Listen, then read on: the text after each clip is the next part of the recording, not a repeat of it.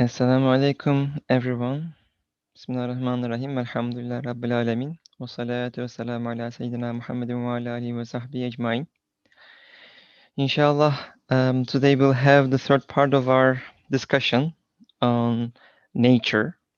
Again, the treatise on nature, the Tabat Risalesi in original, it is a part of the Risale Nur that is really profound in the sense that it dissects three arguments, main arguments that is given by whatever type, whatever branch of unbelief, atheism you can think of, and fundamentally it refutes all those three arguments. And we have started discussing this for the past 3 weeks now. And there are these three ways, and inshallah we'll go through. We went through. I mean, the first week we went through some sort of introduction to these concepts, and then the second week we went through the one part of the first way, which was about causes creating things. So we talked about that some last week. And then, of course, the other two ways that we haven't discussed yet. One is it forms itself. تشكل بنفسه. It forms by itself through its own means, whatever you can think of. And third way, nature creates it. It's natural. The natural laws pretty much dominate over things, and they make things happen. So inshallah, this way we will try to focus on the second way. Again, this Risala is about refuting these three ways, and once the impossibilities are obvious with these three ways, the fourth remaining way is the one creator, Allah subhanahu wa ta'ala, who created everything. So inshallah we'll have Dr. Turner again with us, and Brother Samet Natesh from UK. He'll join us back. He was one of our speakers in the first week, so he agreed to do it again. I think, and it's good to keep some consistency in some of these sessions. So alhamdulillah, he agreed again to come back this week. Maybe we'll have Harun Abi also next week. We'll see if he will agree. But some level of consistency, inshallah, will be good. The other thing that, as we have been discussing in the past couple weeks, is that we are reaching out to certain members, certain people, brothers who are knowledgeable about these topics, but maybe less talkative. But we opened up this opportunity for contributions from some other brothers who we call volunteer contributors. That, inshallah, we will invite a couple of them, and towards the end of the session, maybe towards the last 20 minutes or so, it is, as the name suggests, is voluntary. So if they have comments, insights, we will invite them to join as well, so that the interactivity, inshallah, would be a bit more than just the two of the speakers. So this is something new. So if things work out or not, bear with us, inshallah, and we'll sort through it. So with that, inshallah, I'll read through the first. As I said, this is the second way, and I'll read through the first impossibility of the second way, being the things forming themselves, and then inshallah I'll turn to our speakers and for their comments. Bismillah ar-Rahman ar-Rahim. The second way. This is expressed by the phrase, "It forms itself." It too involves many impossibilities and is absurd and impossible in many aspects. We shall explain 3 examples of these impossibilities. First impossibility. O you obstinate denier, your egotism has made you so stupid that somehow you decide to accept 100 impossibilities all at once. For you yourself are a being, and not some simple substance that is inanimate and unchanging. You resemble an extremely well-ordered machine that is constantly being renewed, and a wonderful palace that is undergoing continuous change. Particles are working unceasingly in your body. Your body has a connection and mutual relations with the universe, in particular with regard to sustenance and the perpetuation of the species, and the particles that work within it are careful not to spoil that relationship, nor to break the connection. In this cautious manner, all the particles, in this cautious manner, they set about their work as though taking the whole universe into account. Seeing your relationships within it, they take up their positions accordingly, and you benefit with your external and inner senses in accordance with the wonderful positions that they take. In addition to this, you would have to ascribe to each particle an intelligence equivalent to that of 100 geniuses, sufficient to know and recognize all your past and your future, and your forebears and descendants, the origins of all the elements of your being, and the sources of all your sustenance. To attribute the knowledge and intelligence of 1,000 Platos to a single particle of one such as you who does not possess even a particle's worth of intelligence in matters of this kind is a crazy superstition 1,000 times over. I read this again. To attribute the knowledge and intelligence of 1,000 Platos to a single particle of one, such as you who does not possess even a particle's worth of intelligence in matters of this kind, is a crazy superstition 1,000 times over. If you do not accept that the particles in your body are tiny officials in motion, in accordance with the law of the pre-eternal and all-powerful one, or that they are an army, or the nibs of the pen of divine determining, with each particle as the nib of a pen, or that they are points inscribed by the pen of power, with each particle being a point, then in every particle working in your eye, there would have to be an eye such as could see every limb and part of your body, as well as the entire universe, with which you are connected. So, inshallah, this was the first impossibility of the second way. Inshallah, I'll turn to our speakers. Um, I'll leave it open. Who would like to jump first? Maybe Samet and Abi, would you like to jump No, first? please. Okay. I was waiting for Dr. Turner to start. Okay. Konavit, would you like to start I us was waiting off? for Hosam to start with. Go Never mind. I think actually, Bismillah ar-Rahman ar-Rahim, I think there's one thing that needs to be cleared up before I say anything about the second way, Sure. anything in detail, and that is with regard to the second proposition, namely that beings form themselves. I think it's clear that from Ostad's dismissal of the second way that he's not talking about things bringing themselves into existence from non-existence. Hmm. I think he's alluding to the notion that parts may come together to form a whole. For example, various cells and nerves choosing freely to unite in order to create the organ of vision that we call the eye, for example.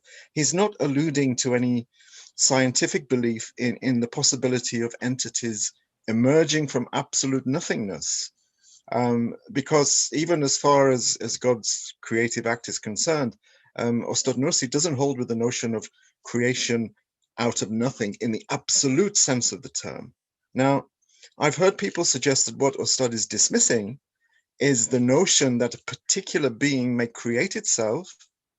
And in the 80s, I remember reading about certain physics theories about a bootstring universe, a universe that in a sense pulls itself up by its own bootstrings, creates itself. Now that is a crazy idea. I think even the atheists would admit, and it's one that we have to quash from the very beginning. No entity can self-create in the sense of bringing itself into existence from nothingness, for the simple reason that in order to create itself, it would first need to exist, which leads us down the road of a vicious circle, because if it's already existing, then it doesn't need to create itself. So this is pure sophistry and pure nonsense, and I think we have to crush it from the beginning. Now, what the second proposition alludes to, I believe, is that different parts collude, come together in order to create larger entities, such as the different parts of the eye coming together in order to create the eye. I think this is what Ustad is alluding to, things forming themselves in that manner. Having said that, and this is all I'm going to say on the second way, to say that something creates itself is, as Ustad says, full of impossibilities. And a very simple example, and a very short example, is the example of salt. Salt, which is something we all use, maybe some of us use it far too much. Salt is known as, I think the chemical term is sodium chloride. And it's made up of sodium and chlorine. Correct. Now, without wishing to go into the details of the chemistry, because I don't know them, let's just say that in order to make salt, sodium and chlorine have to work together. Now, the key factor in the creation of salt is that reaction, that chemical reaction, which takes place when sodium and chlorine bond chemically. And I'm sure there are scientists in our midst who would be able to explain this much, much better than I ever could. Now, you can't deny, no one can deny that the formation of salt is purposeful. And no one would deny that the creation of salt requires power, knowledge, and will. After all, as Ustad says, it's obvious that something which shows artistry and purpose and design cannot be the work of something that is powerless, ignorant, and constrained. But if you take out God from the equation, if you take the all-powerful, all-knowing creator out of the equation and deny his role, then you have no option, as Ustad says, but to attribute knowledge, power, and will to the sodium and to the chlorine. And those two chemicals, apparently with a fine sense of purpose, will have to choose to come together in order to create a totally new structure, which is salt. And because all of the beings in the universe, as Ustad says, are interdependent, in order for causes to bring into existence entities which have relations with all of the other entities in the cosmos, they need to possess the ability not only to bring a single being into existence, but also they need a knowledge vast enough to give that being everything it requires to interact efficiently with all other beings in the cosmos with which it has a relationship. In short, then this is the key. In order to be able to create salt, sodium and chlorine would both need to possess power, knowledge, and will in almost infinite amounts. They would need to have a sense of purpose. They would need to have an all-encompassing awareness of the whole causal connection of which salt will be part. Now, how is that possible? Is it not impossible to imagine why these two supposedly knowledgeable, powerful, and free causal agents would be ready to sacrifice themselves in order to bring into being a completely new substance? Because when sodium and chlorine meet, there is a chemical bonding, and both sodium and chlorine go out of existence, in a sense, and they bring about salt. Now, if causes are autonomous and able to do as they wish, why would they choose freely to subjugate themselves to one another and, in a kind of suicide mission, if you will, annihilate themselves and each other in order to create a new being? As Ustad would say, no, no, 1,000 times no. Reason does not allow such nonsense. Yeah. That's really an interesting point, right? Like things looking after themselves, why would they sacrifice themselves for the greater good without knowing that greater good and without controlling that? And I guess those 2 points are really key, like the relationship with the rest of the universe and the purpose that is followed with everything. All of these coming together of particles. Yeah, indeed. thank you. It's a great way into the subject. Samet Nabi, would you like to add anything? I mean, one thing Uh, that Colin Hocam Actually, would like. Okay, go ahead. Brother Colin explained very well. I mean, in terms of, I mean, reducing the, the whole collusions of or the combinations of elements or the units of blocks into a very minute example like the salt. It's a very good example to make it very easy to understand. And I just would like to, share my opinion on the first page, the page that you are sharing now. And interestingly, in the first sentence, it started with the egotism of the person who is denying or who is claiming this proposition that everything actually, the particles can build the unit, the whole unit.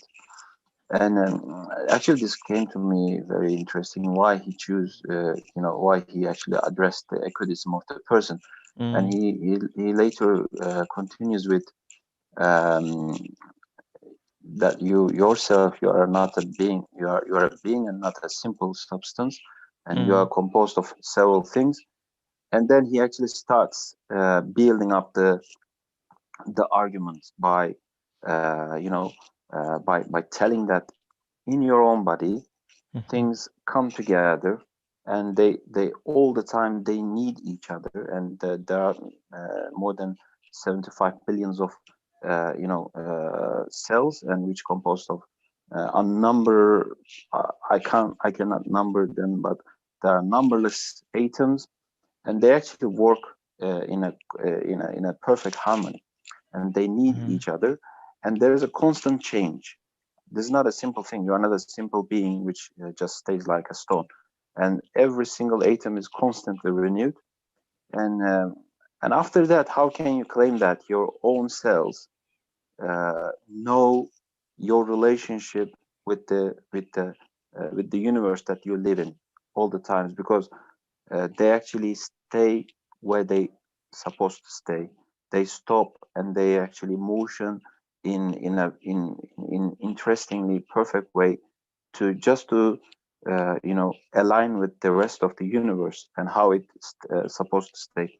And actually, I don't know why he choose to directly explain the thing from the person and in his body. It makes more sense to make a more self reflection, and just to maybe understand easily. I don't know if that makes sense or not. I just repeated the same thing, but yeah. No, these are very important points, and I know there are these distinction between the inner reflections versus outer reflections, right? Like the enfusi and afaki tefakkur, like two types of reflections. Do we think, like, is it also methodology? Maybe can we say that starting from ourselves and analyzing our own being, is that a better way? And I guess the other thing, the question that I would ask, egotism here, is it addressed here because it's kind of a result of our ego, our sense of self-ownership, which drives us to these notions of things forming themselves, because we would like to think of ourselves as we do whatever we do, we own our actions and everything. Could that be that? Like, I guess there are these two questions. Is there anything specific, special, having a self-reflection as a methodology, and also ego's connection to this type of arguments? Any insights onto this? Yeah, possible. I would like to hear from Colin Abi. Sure. I think that Hossamuddin has picked up a very important point, and I think it shows, his perspicacity of thought there, because he's looked at the text and he's made clearly a close reading, and he's addressing the notion or addressing the subject of the ego, and which is what Ustad is addressing. He's talking to someone whose egotism clearly has puffed him up to the extent that he denies divine sovereignty because he is so much enamored of his own. When you are enamored of your own sovereignty and you believe, as you said, Mustafa, that you are the agent and you are the owner of your actions, then anything which connotes subjugation and control from outside is not going to look very good, you know. So I think that Hussamuddin is looking at methodology here, at Nursian methodology, which of course is self-reflection, and that is a mirror of the Quranic methodology. Ya ayyuhan nas, ya ayyuhal insan, you know. Look at the creation, look at yourselves, and look at the creation, and this is what Ustad mirrors, and I think that Hussam has picked up on that very, very cleverly. Thank you. So I'll turn back to Samit Nabi about this example. If we go back to this example, you know, the human body is being likened to a wonderful palace or a machine that is well ordered. And there are all these particles, and you, as you alluded to, that they're like changing. Things are not really constant. Things are always changing. And I guess if you want to connect this to the other point, which was made by Konabe about the things being in relation with the rest of the universe, how should we understand? Maybe would you like open this example a little bit up as well, like the human being, the human machine, and its relationship? What type of relationship are we talking about here with the universe and human being? Yeah. First of all, in terms of the machine example, in another session we have actually discussed on that. It seems a little bit mechanistic worldview, but here, Ustad, as he is not someone who is actually adhered to a mechanistic, worldview, so we don't understand in that way. But it can also be understood as the machine itself is a passive, being which is actually made, and this is known. This is a known thing, and no one can deny it. So it may be easier to understand in that way. Maybe you start giving the example of a machine, and all its functionalities, they are actually programmed. They are programmed. Although we human beings, we are likened in that way, but we have our free will. Maybe that's another issue. Yeah. Here the parts and the functions of our body, I mean, Ustad here is saying that they have, I mean, I guess he's actually trying to show us that the complexity, and which, I mean, the impossible to reduce to some simple explanations, because as we are composed of numberless atoms and cells, which actually come together and collide a higher level of units like cells and the body tissues and the rest of them, and in each layer there's a connection with the rest of the body and the rest of the universe. Like, for example, he used the examples of the sustenance here, like how the life of the body would continue. So what kind of food is needed from the universe that we live in, and where are they, and how we can find them, and are they really beneficial or not, and how the fact they are actually in there, and what made them there, grow there, and like what made their existence necessary, and necessary for my body to sustain with them. These things are extremely complex matters that cannot be reduced to every single atom to manage. So it is an irreducible complexity. This is actually what I'm actually understanding while reading these. So the complexity is unexplainable with the characteristics of the atoms, each single unit, and working all together is a different layer, and Ustad will come there in the next couple of sentences. Yeah, I mean, yeah, Brother Colin, what do you think? Actually, I think going back to the idea of the body as a machine, I did bring up the issue of thinking mechanistically, and I know clearly that Ustad doesn't think in that sense, in that way. Sure. I think it's also sort of symptomatic of well, not symptomatic, but it's part of Ustad's generosity, intellectual generosity, if you will, that when he makes examples, when he uses analogies and metaphors, he often does it with 2 or 3 different possibilities. For example, he talks about the world being like a book, or like a city, or like a palace. Now, if you're not really happy with the analogy of a palace, then go for the book. If you're not happy with the metaphor of a book, then go for the city. Everyone has their own sort of preferences. And of course, it depends on the time as well. It depends on the age in which we're operating. If you are rather sensitive to the notion of, this mechanistic understanding of the world, then what about a palace?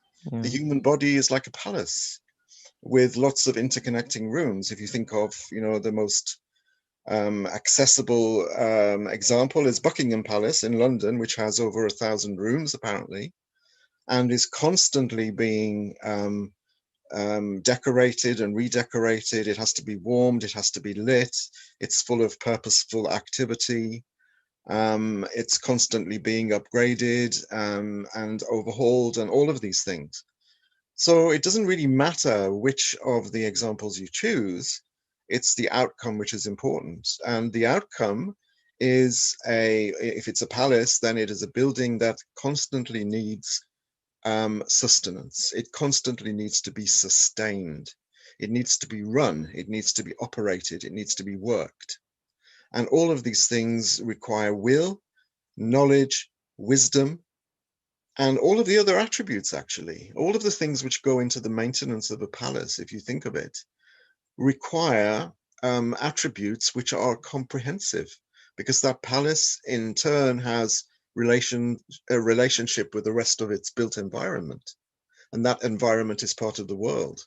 So it is interconnected to the rest of the world, of the earth. So whichever analogy you use, whichever metaphor you choose, the outcome is important. And I think Ustad makes very, very good choices when he gives us metaphors and allegories and analogies like this. The outcome is one and the same. If you take away God from the equation, then you have to give God's attributes to the component parts themselves. And each of those component parts has to be in and of itself a God. Yeah. Great. So there are, I think that there was a few different parts in this example too, and I would like to break it apart a little bit as well. We talked about a little bit about like continuous renewal. We talked about a little bit about the relationship between the body and the universe, and there's a connection as well, I guess, input and output, if you would like to say in an engineering sense. And then but then again, of course, it takes those positions, and then after that it goes into sufficient to know and recognize all your past and your future and your forebears and descendants. This part where you have like how can we understand this part of this example, like how is it also related to not only present but also past and the future? Is it through like through the perpetuation of species, should we say, or the balance in the universe and it is being kept?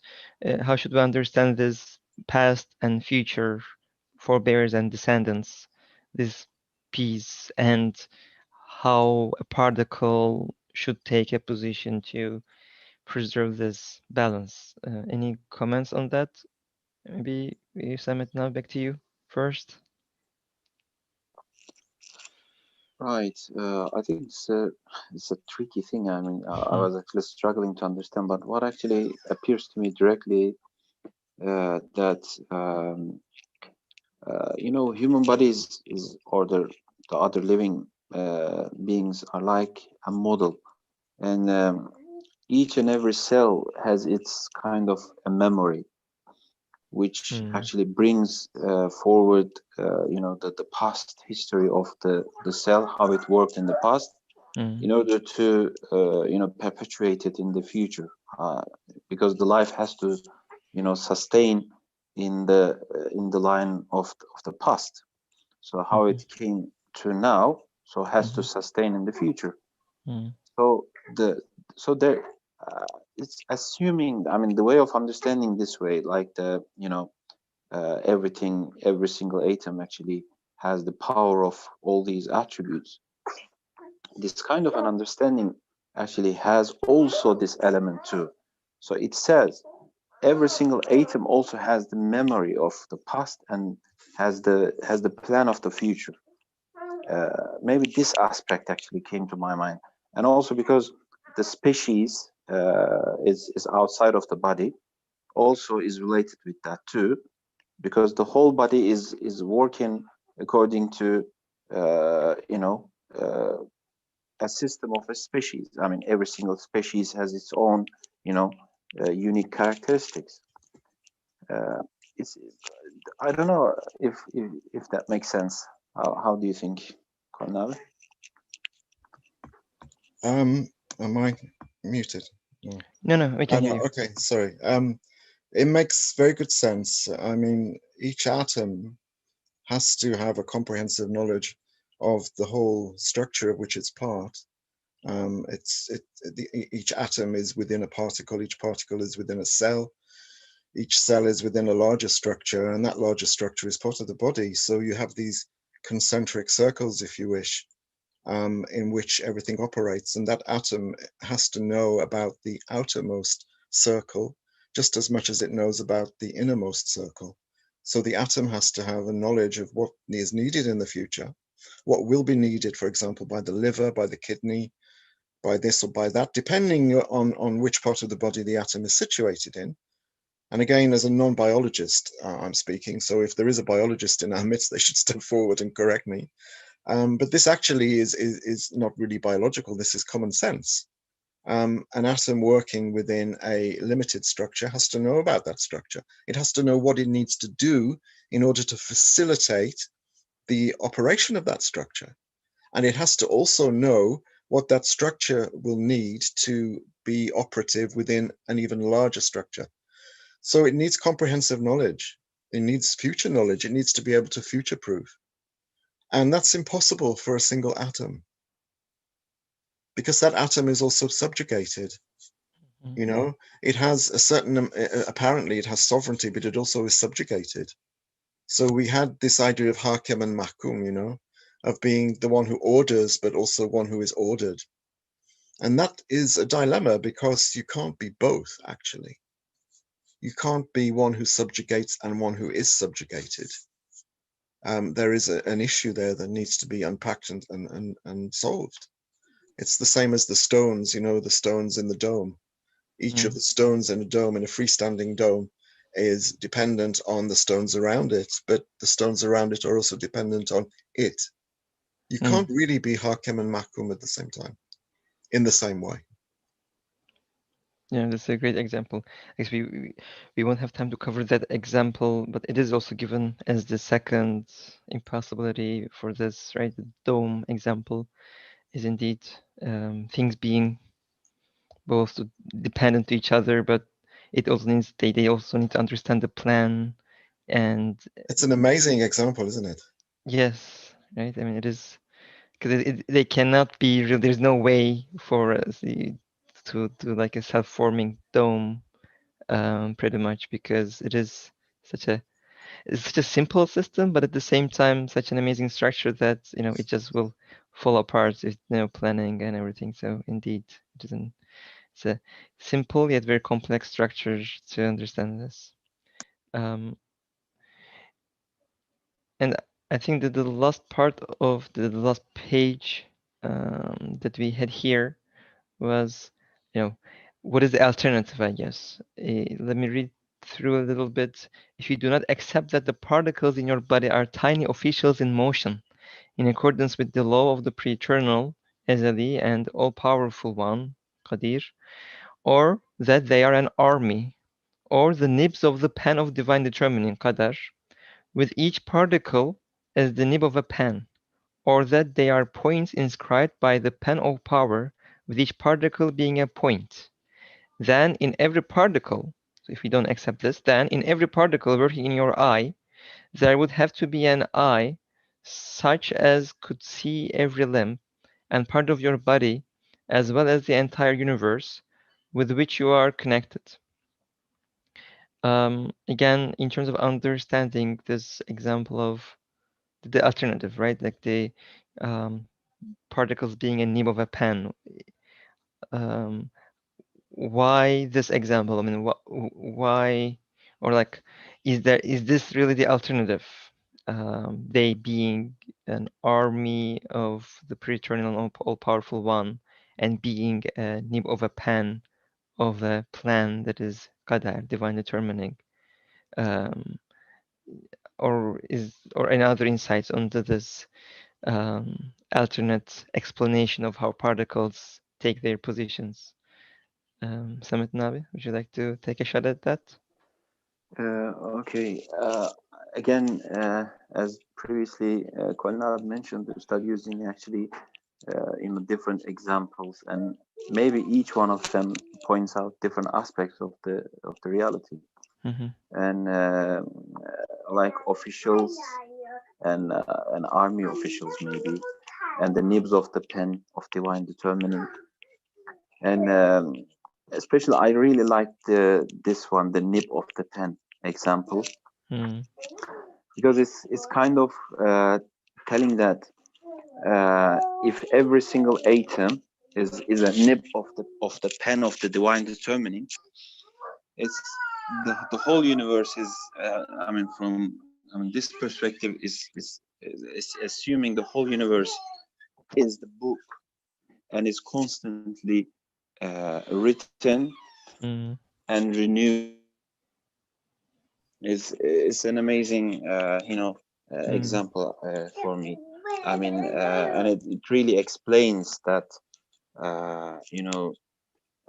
there is no single point that can be ascribed other than the author of the book.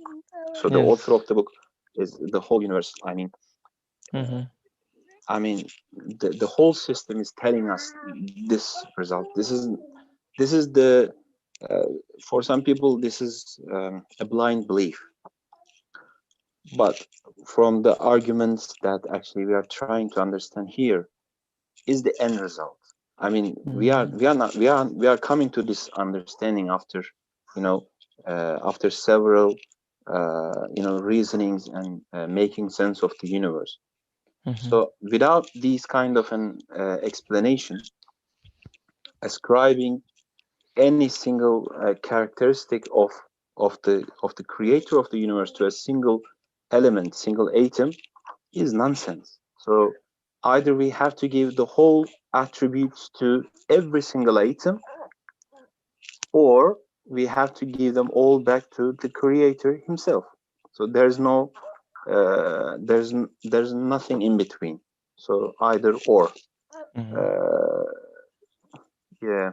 Yeah, that's great. Like it was great that you explained the pen of power being active on the universe, which is the book, and that, I guess, thinking about it in that way and it's constantly renewed. I imagine constantly being erased and then rewritten with these pen.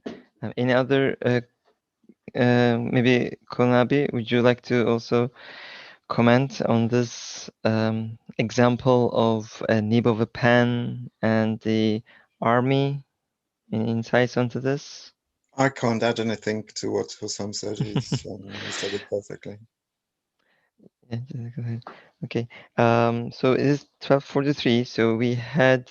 I would like to see if we have any questions from the audience first, because before we jump into this third way, which is again by itself a relatively long part, but I would like to see if we have a from our volunteer contributors or any questions or comments or insights onto this, or any questions from the audience, feel free to also type in as a chat message as well. We can answer them. Otherwise, if not though, I would like to read through the third way first, so that at least by the next week we will have some foundation to understand. Does that sound fair to our speakers? Yeah, that sounds fine. All right, cool. Yeah, I want to share, if I can, Yes, 2 sure. points Go ahead, about Fatih. why the body was chosen as an example. Great. First point is the body is not like our bodies or any body of a living being. They are not like shiny rocks that we find in a creek or on the shore that become shiny by tumbling around in the water. It's a very complex system, so it needs planning. And the second is people who try to explain the creation of human beings by evolution. They are talking about changes millions of years ago. Ustad Nursi, as he does in most of his examples or analogies, is showing us what is in front of our eyes to prove that nothing can exist by itself without an all-knowing and all-powerful creator. And the thing in front of our eyes and our senses all the time is our own body. So that makes it a wonderful example for us to see every day.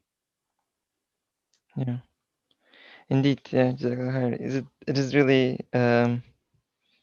striking, right? Like it is not some story from millions and billions of years ago. It is what we see in front of our eyes every single day. And yeah, thank you for emphasizing that point, because it is not unchanging or inanimate, right? Like it is not. It is constantly being renewed. People die, new people come to existence, and we grow. It is not like some sort of a unchanging thing that we are finding ourselves in, is always changing, and is today and now that it's happening. It's not really some sort of an effect that we can ascribe that to. That's really a good point, being in a constantly changing machine every single day. Thank you, Jazakallah khair, Fatabi. If no other insights about that or follow-ons to Fatabi's comments, I can go to the third impossibility. Okay. I'll read through this, inshallah, and again, we might not have time to digest everything, but we will continue next week as well. But I'm reading it so that we have some sort of a foundation. Inshallah, next week we will be more ready as the whole audience. Bismillah ar-Rahman ar-Rahim. The third way, nature necessitates it. So the three ways that we talked about, this is the third one. The first one was causes created, make it happen. Second was it forms itself, and the third one is nature, the laws natural laws necessitated. The third way, nature necessitates it, nature makes it. This statement contains many impossibilities. We shall mention 3 of them by way of examples. First impossibility. If the art and creativity, which are discerning and wise, to be seen in beings and particularly in animate beings, are not attributed to the pen of divine determining and power of the pre-eternal Son, and instead are attributed to nature and force, which are blind, deaf, and unthinking, it becomes necessary that nature either should have present in everything machines and printing presses for their creation, or should include in everything power and wisdom enough to create and administer the universe. The reason for this is as follows. The sun's manifestations and reflections appear in all small fragments of glass and droplets on the face of the earth. If those miniature, reflected imaginary suns are not ascribed to the sun in the sky, it is necessary to accept the external existence of an actual sun in every tiny fragment of glass smaller than a match head, which possesses the sun's qualities and which, though small in size, bears profound meaning, and therefore to accept actual suns to the number of pieces of glass. In exactly the same way, if beings and animate creatures are not attributed directly to the manifestation of the pre-eternal sun's names, the Asma al-Husna, it becomes necessary to accept that in each being, and especially animate beings, there lies a nature, a force, or quite simply a God that will sustain an infinite power and will and knowledge and wisdom. Such an idea is the most absurd and superstitious of all the impossibilities in the universe. It demonstrates that a man who attributes the art of the creator of the universe to imaginary, insignificant, unconscious nature is without a doubt less conscious of the truth than an animal. So, yeah, I mean, I promise I'm not going to um, um, to the depth, and there is actually a question about a word choice. It is the choice of words about the pre-eternal Son as a phrase. Why was this chosen? I think it's probably due to the example that is being given, Shams Ezeli. But it's a question from one of our audience. Any um, insights from our speakers from this word choice, Shams Ezeli, the pre-eternal Son um, choice, word choice? Um, Either Colin Nabi or Samit Nabi. Welcome to jump in. I understand, sorry, I understand sun, which is sort of emblematic of divine unity. Usually that's how it's used. And pre-eternal is that it's always existed. Allah has always existed. It didn't come into existence. It's always existed. I'm not sure why pre-eternal rather than post-eternal has been used here, but you know, I think sun always connotes divine unity. He's talking about Allah here. He's talking about Allah's power and but it's pre-eternal in the sense that it has always existed. That's as much as I can it say makes about sense. it. I think it makes sense, and I think probably the example also, which is given by sun and its reflections. I guess that connection to the reality is. Yeah, when he talks about the actual sun, then he often brings in Allah as, you know, the pre-eternal or post-eternal sun. Yeah. In that sense. Yeah. But yeah, this great explanation. Thank you.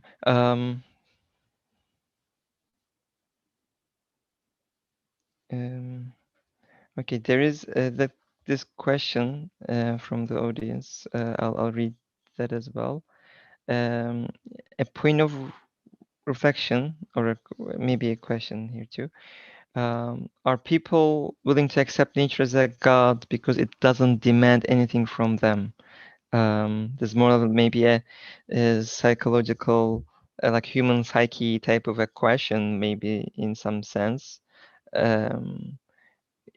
But also, I mean, is it, I mean, like why people maybe accept nature or even causes or even things forming themselves as the power, as the force behind things, because they don't want, or like why would that be? Like, is it because, as he says, like it is not demanding anything from them?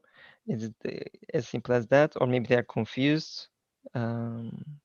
Any insights onto why people go into this? I guess we discussed some in our first session, but maybe specific to nature, we can maybe bring that up again. Because nature is, I mean, based on, like, compared to causes and things forming themselves, is more like an external force. And that's probably why, you know, it could be closest to people's explanation to an outside creator, I imagine.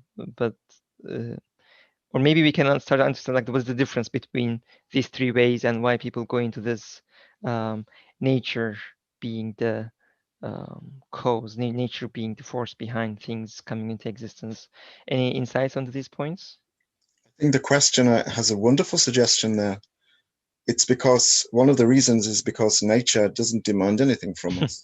It doesn't demand allegiance. It doesn't demand obedience. It doesn't demand anything, actually.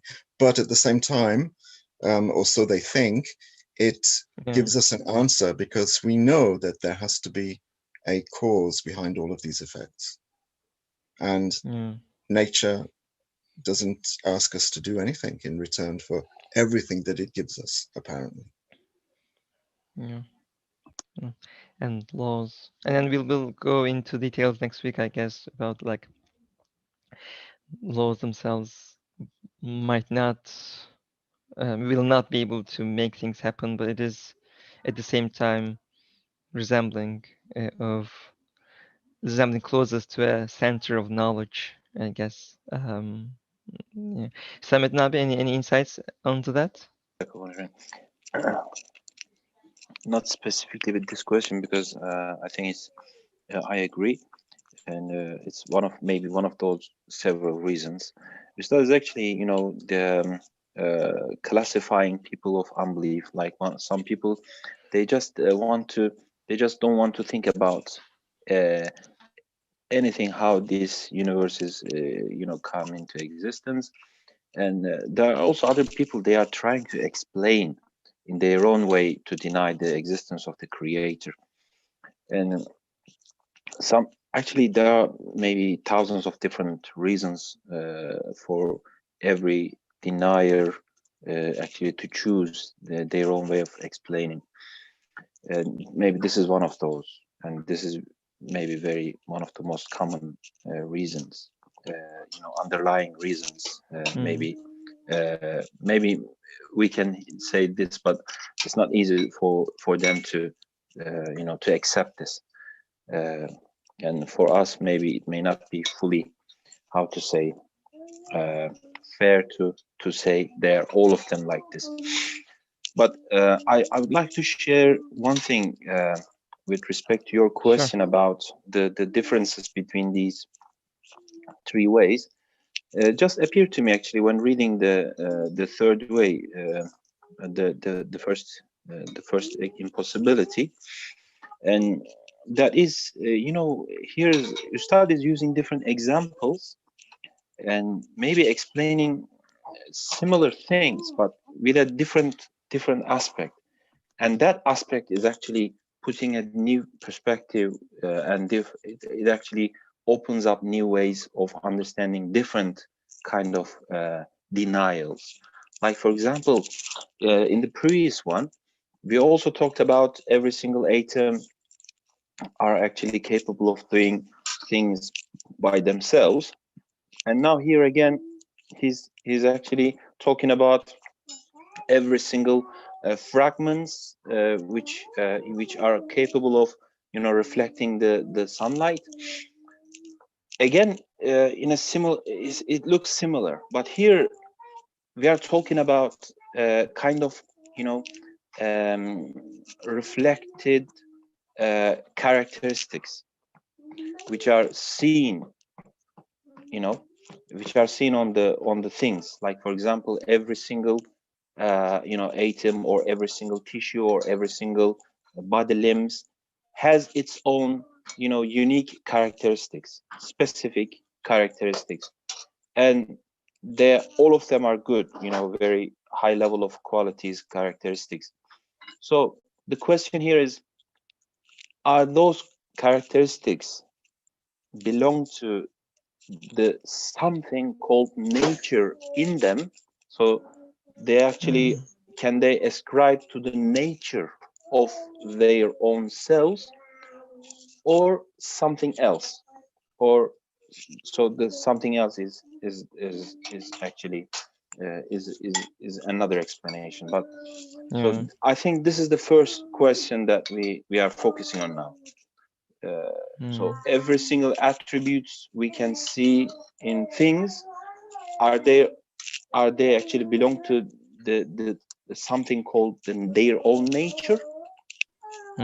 Because we say this is natural, so this is this is how it's supposed to work, because it has its own innate, you know, ability, innate you know, power, or innate, you know, attribute to show, to reflect this in this way. This is how I understand, really. I don't know if it makes sense or not. No, it definitely makes sense. Like, maybe just a way of summary. Like, we see certain characteristics, attributes, and certain perfections in things around us, and then, like, calling it as this is its nature, this is how it is supposed to be anyways. It is like an understatement. It's something that is really belittling almost the thing. And well, in the sense that it's, but also at the same time, it's giving it or ascribing it certain power that it's not really, it doesn't really possess. But yeah, I think it's a great way to explain that. Before turning to Colin Hocam, I would like to share one thing from the chat about the distinction between pre-eternal and post-eternal, how why it might be used pre-eternal sun, is that pre-eternal should be post-eternal as well. Anything that is pre-eternal, ezeli, should also be as ebedi, post-eternal. However, post-eternal may not be eternal, such as our spirits. So human beings, for example, are we could be, our spirits are ebedi, they won't die, but they have been created. So I guess pre-eternal is a more comprehensive of the two in that sense. That was the explanation from Harun Abi in the chat. Maybe back to you, Colin Abi, about this, you know, the difference of the nature a little bit, the thoughts that Samet Nabi shared, any insights onto that, and any final remarks. Actually, we are close to the end of our time. Not really. I think, excuse me, I think there is this question, is nature this vast entity that we see outside? That's how a lot of people understand it, you know, Mother Nature. Or is it the tabi'ah, is it the actual nature, the innate nature, as Hossamuddin was saying, of each particular being? Is it created with its own nature, or does its own nature create? Sorry, my voice is gone. I don't have anything to add. Okay. Sorry for making you talk a lot and no, it's okay. No, it's been coming on all week, I think. Okay. May Allah give shifa. All right. And there is a note, a comment from the audience in the chat. I'd like to read it. Maybe Samet and I might have an insight on that or not. It is more of a comment than a question. The term of a force, I guess. It is like, I'm reading it. It is like good and bad luck. It is a force used to explain the good or bad that doesn't have any reality, like luck, like having good luck or bad luck. It's seen as a force with attributes and no revelation from it informing us of it. Literally just giving the attributes that are inherently known and confirmed with Allah being transferred to creation. Like the concept of luck, I guess, is being questioned here. I guess it is similar, right? Like the laws, like luck is something that, or even people talk about the karma and stuff, right? Like the things to things around us, certain attributes, and I guess diluting all these attributes that are supposed to belong to Allah by giving them ascribing them to the creation itself. It's inevitable, isn't it, really? It's inevitable that will happen because we see attributes of perfection and they have to be attributed and ascribed to something. Yes. And so, as the other questioner was saying, if you don't ascribe them to God, because that involves the whole issue of being subjugated and being controlled, then you have to attribute them to something. So attributed to something which is innocuous and doesn't have any demands on us, and that is nature. Nature is one such candidate for that. Yeah. Thank you. Yeah. And Samet Nabi, any final thoughts? And after that, if not, we can get a dua from you in the end, inshallah. Sorry, I don't have anything to add. Everything is, I think, I found very, open and explanatory. Thank you for that. Would you like to end with a dua then, inshallah? Okay, inshallah. سبحانك لا علم لنا إلا ما علمتنا إنك أنت العليم الحكيم وآخر دعواهم أن الحمد لله رب العالمين لله الفاتحة.